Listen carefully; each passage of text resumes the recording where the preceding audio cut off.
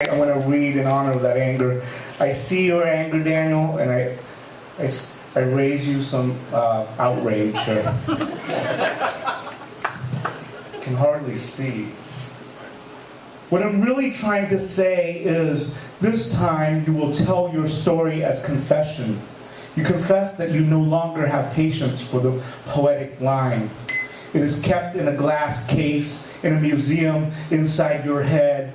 How it came to be, you do not know. There is no evidence of a building permit. You did not approve it. Nonetheless, this museum exists inside your head.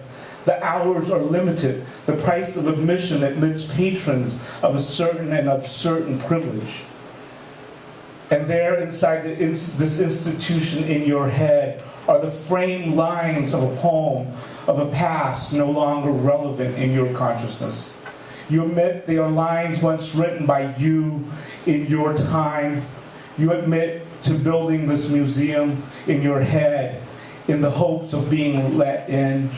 You confess to lies you tell, a lie to get to the truth. You say that someone somewhere said that the line is irrelevant in this time in poetry.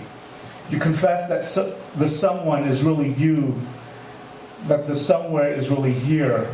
What I'm really trying to say is, when poetry is racist, when it is racist, do you sit at the table with those you call poets? Do you polish the line, shape it and reshape it? Do you hold it in your hand? Do you put it in your mouth? Listen to it as a whisper or a shout? Do you launch it? Do you launch it from your lips? The shiny, shimmery turd. I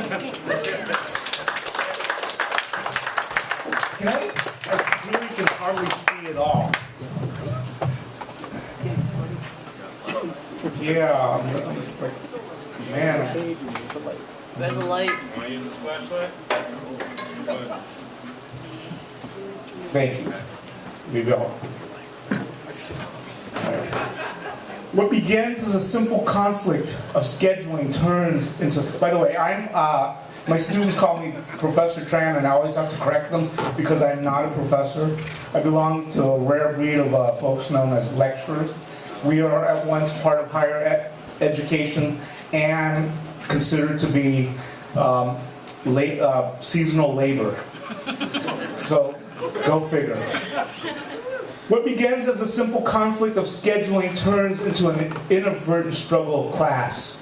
You're trying to explain why you cannot make the scheduled meeting to teach a class at another university. It is happening concurrently. Your colleague is insisting on the responsibility of your role as thesis advisor to your student. She is raising her voice. She is using words like obligation and commitment. You can sense the tension. You can see that you are becoming the focus of this unwanted attention. Clearly, it is making your other colleagues uncomfortable. Is this discomfort about her rising voice? Or is it about your willingness to accept your place in this world? You're trying to explain the challenges of your predicament. You're working two jobs you're trying to make, and just like that, you become your father. You're explaining to your foreman why you will need to leave at 3 on the dot so that you can get home in time to watch the kids while your wife takes the car to get to the night shift. This is no one's business but yours, you think, and yet there you are explaining your predicament. You wonder if it will always be this way for you and your children, that someone like your foreman will always insist, while someone like you will always explain.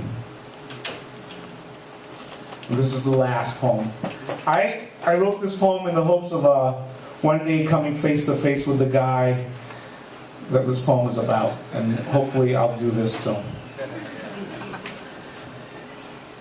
This is about ownership, that even in his death, the black man is at risk, that his body will be appropriated in the name of your avant-garde art, experimental poetics, conceptual poetry. Call it what you will. It has always been about ownership. The black body, the white body, the owner and the owned. This is where the poetry ends, because I will not engage you as a poet. I do not give a fuck that you teach at a university, or that you have tenure, or that you are privileged or white, or that the black president of white America invited you into his house. I want you to know that if I see you walking down the street, I will exercise my right of ownership. I will claim that space of 3x3 land. Call it homesteading. Call it squatter's right. I will claim that minor plot of land in the middle of a street, on the sidewalk, in a cafe. I will claim it as my own so that I can do what comes next. I will kick you in the gonads. I am a short man, and you are tall from what I can see in your many photographs. If I do this just right, it will cause the effect of you hunching over. Our eyes will meet in that fleeting second, and I will look at you as I punch you in the face, right around your left eye. Your body will topple to the ground, and you will lay on that plot of 3x3 land, clutching your balls with one hand and your eye with the other, and you will say something stupid like, "What did you do that for?" if you didn't know already.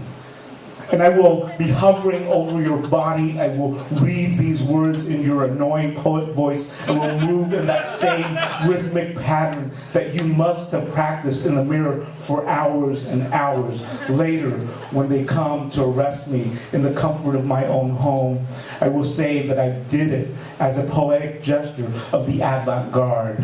It is a poem. The reader is invited into the metaphor. Thank you.